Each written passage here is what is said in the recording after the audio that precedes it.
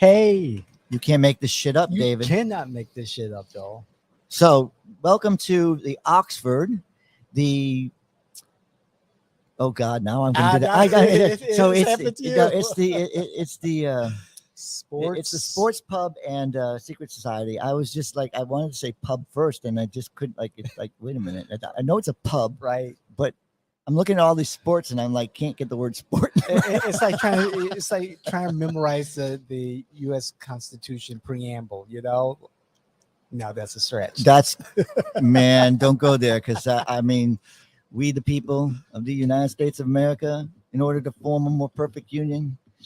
Yeah, because I'm just gonna say, like, you want to say that we can all like go back to schoolhouse rock. If you noticed in one of my sessions when I had Rusty Roberts on the show, there was definitely a U.S. Constitution present. I can't wait on our table. Yeah, I saw that. I can't wait to watch that later because I was on the phone with family while you all were. It was my favorite show so far because I really want more guests because I think when you take the history, just the history of that one individual, right? It's phenomenal. Like he was a chief of staff. He's been in politics forever. His knowledge on transportation, what he brought to the table is amazing. Like I thought we were going to start talking about when they put the nail into the railroad that connected the West and the East. I was like, right, man, are we going to go back to that time? Thank you, Rusty. Thank you, Rusty, for I love our guests being on the show. I love our guests. I mean, when we have a guest, Constitution, it makes us feel good. Indeed. But today, I think you want to talk about giving rights to. I'm just joking.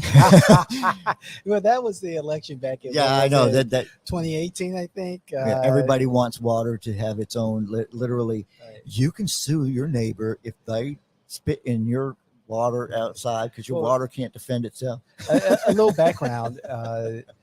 When we had Myers in Washington, we were consulting on the right to clean water charter amendment passing, and it passed with approximately 86% of the vote, and also the Split Oak initiative, and both were preempted by the state legislature, and I believe it's in court right now. However, what we're talking about today speaks to that because there are some bills that are in the state legislature now, session now in Tallahassee, that would like to bring more regulatory authority to the state and pull it away from the various local jurisdictions. Well, you know me, this would be another place where I go, why do we call ourselves Republicans if we're going to go up and do exactly what we tell everybody we don't want to do? The big government thing. It's like, okay, regulate. Okay. Right. We lost to Georgia when it came to water. Mm-hmm. So now what are we going to talk about now? Because like we had to sue Georgia and we couldn't even win that one. Like Joel, you're right. I almost forgot about that one. We did lose to Georgia. Yes, we did. So I mean, come on, it's we have no idea what we're doing when it comes to water. If we're going to overregulate it, well, because we lost to Georgia, we have to make sure we take and put more regulations in because we don't want you to waste that water that we can't get. For a little context, dozens of local government preemption bills have been introduced to stifle municipal authority over water quality and quantity, restrict citizen opposition to development plans, give businesses new avenues to sue, and repeal longstanding environmental rules. And many of these bills are on the fast track in Tallahassee, and some are calling it the session of sprawl. And that's the fear that developers will continue to develop and everything is paved over. And I get that. I see the concern. One particular bill that I like to reference that has me concerned and is specific to what's happening in Central Florida in Orange County. And that bill, and let me pull this up here, is here it is. I'm sorry. It is Senate Bill 170 by State Senator Jay Trumbull of Panama City. I thought you were going to say Jason Brodeur. Oh, no, not Jason. I was going to say, my goodness. I heard Jason's the J on a coming out. roll. I hear the J coming in here, and I was like, oh, he's going to say Jason Brodeur. No, I'm just joking because that was our last conversation. It's a version of a measure that was promoted last year by Senate President Kathleen Passidomo. Did I pronounce her name correctly? Hell, if Of I know. Naples. Listen, She is the, you're the she last is the person. Senate president. I'm the last person you want to ask how to pronounce a name. I'm from Massachusetts. I can't say my own name half the time. Right. And so this bill, Senate Bill 170, states it has as a way to curb the number of preemption bills filed when industries are frustrated by local government ordinances. Under the measure, local governments will be required to prepare a business impact statement before enacting an ordinance. The new measure also creates a new cause of action for businesses challenging a local ordinance and will require the local government to pay attorney fees. So we're saying, And the Florida Leagues of City So- said it supports this bill. they support this bill. Yes. This is an article from the Miami Times. That's very interesting that the cities would support a bill that would restrict them from. That's very interesting. But Right. so I can see you introduce, hey, I want to have businesses come to Oh, yes. Orange County and say we have some wonderful spring water and it's coming in, and we decide that we're going to put Dasani is going to be, I'm just being, Dasani, or what's the other one? Aquafina. I want to make sure I get Pepsi and Coke. Cypress Hills. Zephyr Hills. I mean, that's good stuff. that's good stuff. But you know what?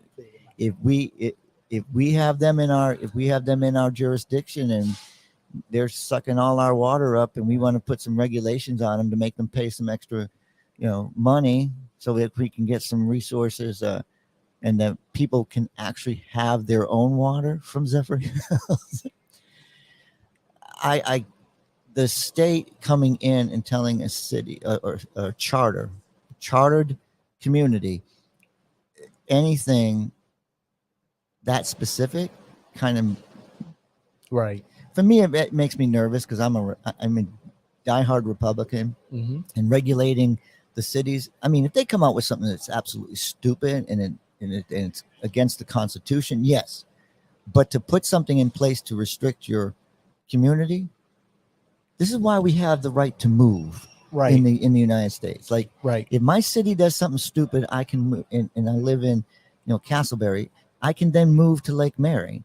I can then move to, yes, it's a burden on me, but if they're going to do something that I don't like, then I have the right to move.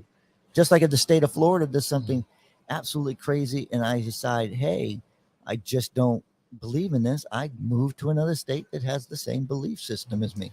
I understand the consistency that businesses will want as far as regulation from one town to another county, so forth and so on. I get that. But you're talking, However, you're talking static. Like, you're not talking about not like traveling with a gun, through different cities. This is not the same. Like, I don't understand, I guess, is what I'm saying.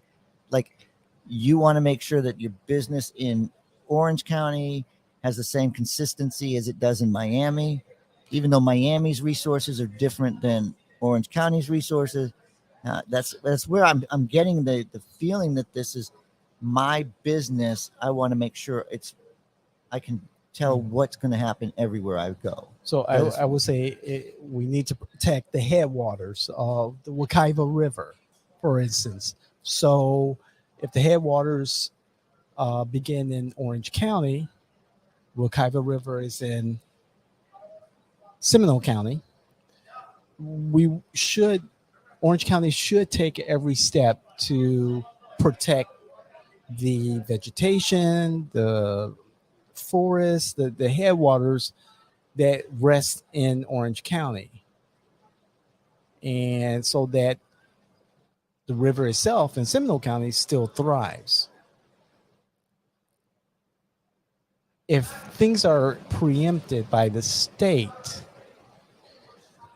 what I believe local leaders, environmental leaders are saying, well, if the state is controlled by the Republicans who are more pro business, less regulation in regards to the environment, they'll just, and this is extreme, but I'm just using this as an example, they'll just pave over the headwaters, and whatever happens to the Wekiva River happens. So I guess that the Seminole County board, which is doing everything in its power to make sure that we have very good waters.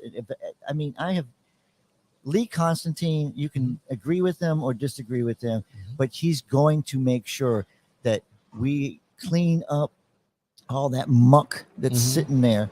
And if he's going to be regulated to stop that, that's to me, that's what it sounds like. Like the state's not doing its job. The county comes in to do their job. Now you're going to take that away from them? Makes no sense to me, because the county's doing their part to be protecting of the St. John's. They're doing their best to protect people from flooding. This is natural guck, but it's gotten to the point where our developments have made it not go down.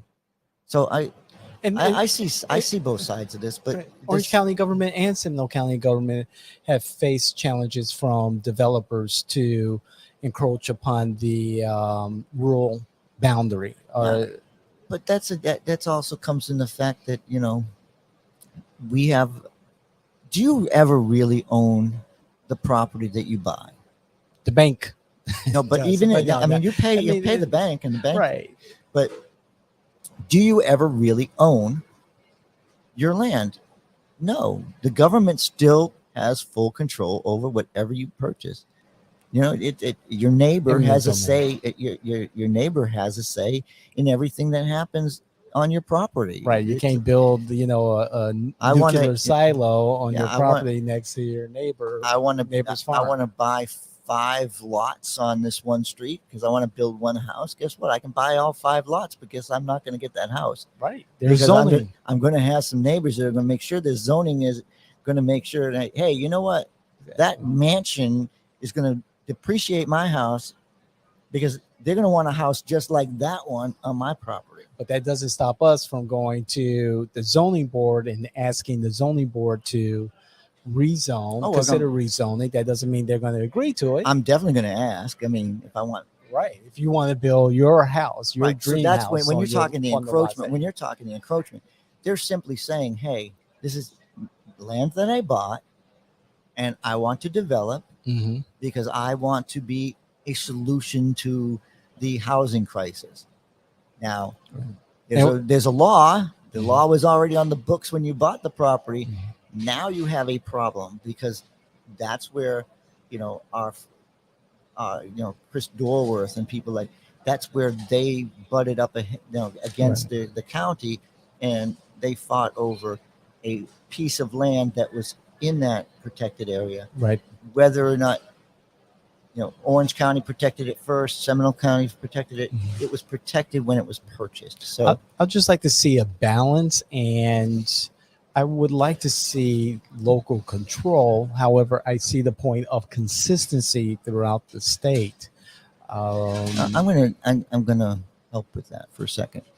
You and I have a goal to get people to pay attention to local politics.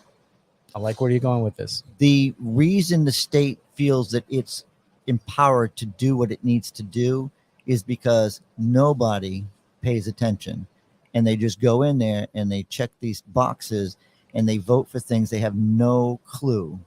If you knew, and I'm going to be extreme, if you knew that I was about to give water every human right that you have, most people would tell you you're crazy. But then you vote for a bill at over 80% that basically is the first step to giving non-living, well, they're living objects. I mean, water is alive. We can get all technical with plants and water, but Right. you're you're going to that extreme. You're saying the voter is stupid. The Mhm. voter is stupid, and the state's coming in to say you can't continue to put these things forward that nobody understands. Mhm. I'm thinking that's where it's at. Mhm. No, I know that the preemption of the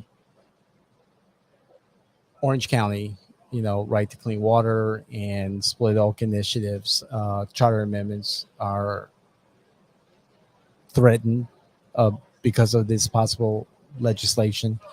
I Or hope there's a balance, but however, I want to get to the point about our communities, our voters, our citizens being aware of what's happening and their communities, and I just want to take a little side street here well, it's like and talk about we'll talk about charter it. Like charter review. charter The review is going Commission. on right now, and Right.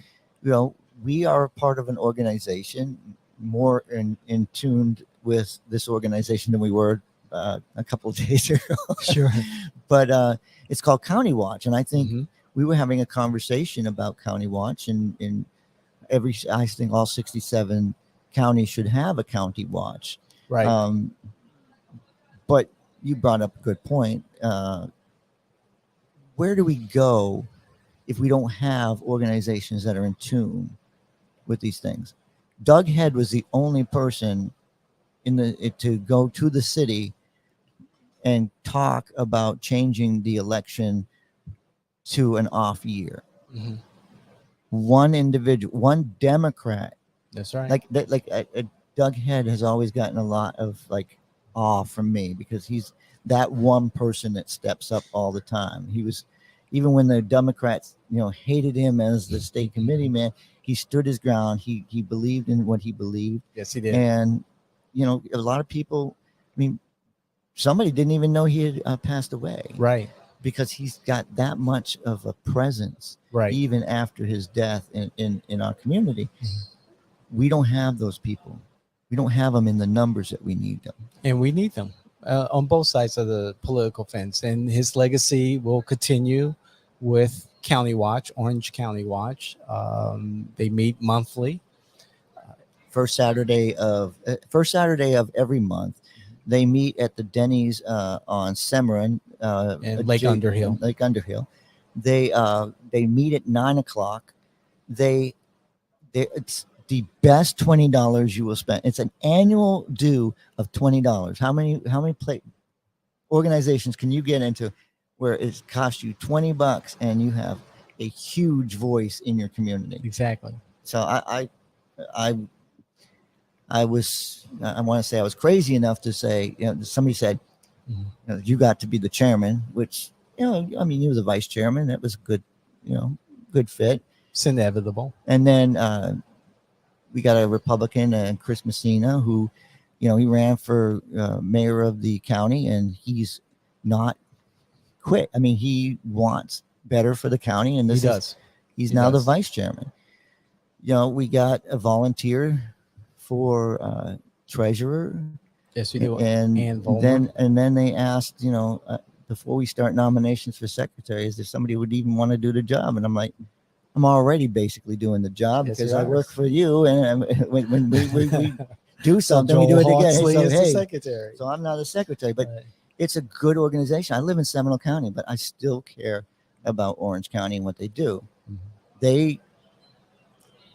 Whether or not, let's go back for a second, because the Constitution, you have to obey the Constitution.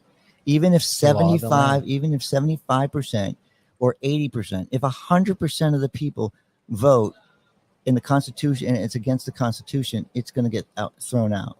So when the Charter Review Board puts something forward, like they want nonpartisan constitutional officers, they're constitutional officers. So you have to kind of see if it's going to conflict with the Florida Constitution. Mm-hmm. We didn't do that.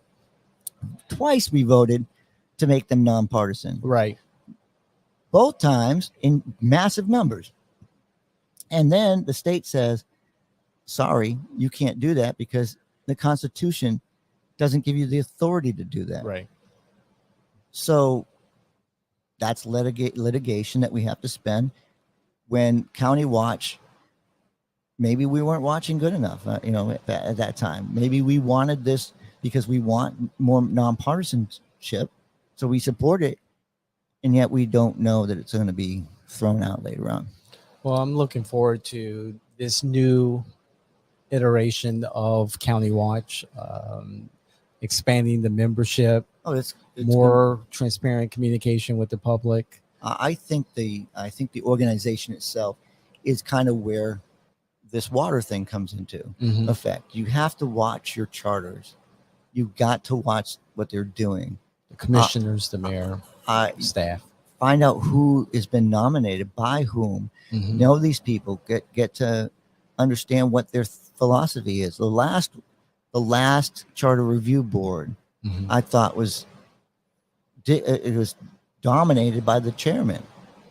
Like the chairman was, I think the chairman was Right. horrible. Like it was nothing getting done, and it very dictatorial. And it's like, come on, this is not a fair charter. I mean, that control came from one commissioner, basically, because the commissioner that put the chairman in place kind of dominated the entire charter.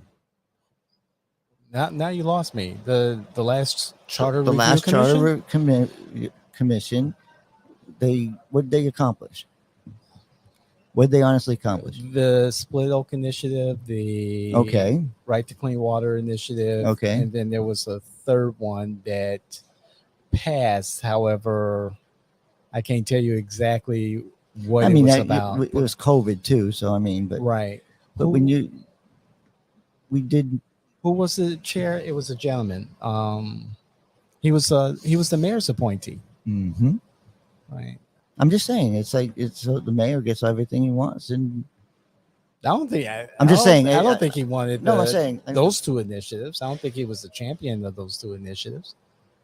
No, I'm kind of lost with what I'm trying to say. I'm just trying to say that the charter review needs to be watched because they can do a lot of things. They're going to introduce stuff. Like my proposal, if I was on the charter review, and citizens can submit their own proposals. You can, as a citizen of Orange County, submit a proposal for review. But people don't even know what a charter is. And that's our job, to let them know that this is happening. Go to the Orange County. If you're a resident business in Orange County, go to the Orange County Comptroller's website and look for the Orange County Charter, and also information about the Orange County Charter Review Commission. Do you know what a commonwealth is? A commonwealth would be like, so you have Virginia. You have the Commonwealth of Virginia, you have the Commonwealth of Massachusetts. Commonwealths. What does that mean? There's only a handful of them. You're not going to get it. Yeah. These were chartered by the English, so they actually had English rule. Okay. That's why they are a commonwealth. Okay. Because that's the term they had before they became a state. That's a trivia question, everyone. So everybody pay attention, because you will now know. When we start having trivia, remember that.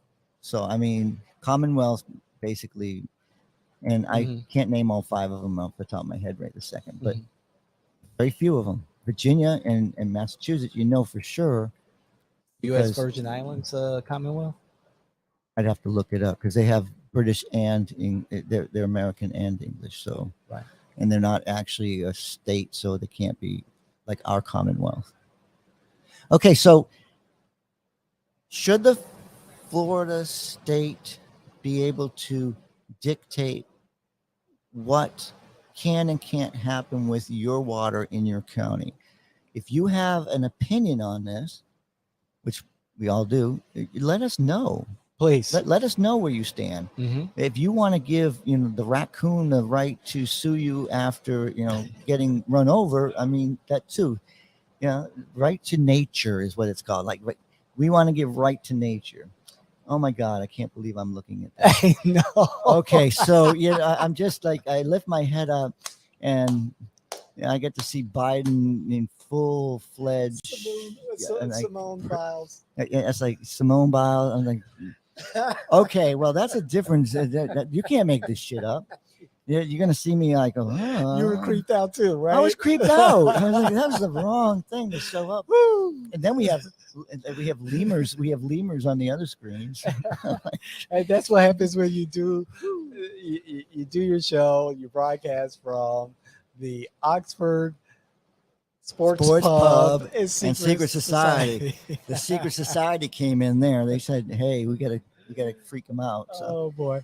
But yeah, I want to hear opinions, because I mean, I'm not an expert at this. You've been doing the nature thing more than I have, especially environmental with your former business partner, Steve Myers. Yes. And man, I have a lot of respect for the man. I still think he's a bit crazy, and I think he thinks I'm a bit crazy. But what's your opinion on right to nature? What's your opinion on the state taking the power away from your municipalities? This is stuff you should be talking about. So hit us up, put your comments in there, and we will address your comment. We don't address them on that social media. If we don't address them there, then be prepared, because we're going to address them in person. So hit that like, just hit it. Subscribe so you know when we're broadcasting. And you know when we're going to be talking with no volume or something. Exactly. Let us know. And let us know that there's no volume. Hit the notification button so that you know when our content is posted, is on the internet, and ready for you to listen, to watch, to comment. We really would appreciate it. So I think the state should take all the rights away from every county that they have, has a charter, so that the charter review boards are worthless. Like the free state of Florida. Free state of Florida. Thank you very much. And the Republicans are in charge. You can't make this shit up. You can't.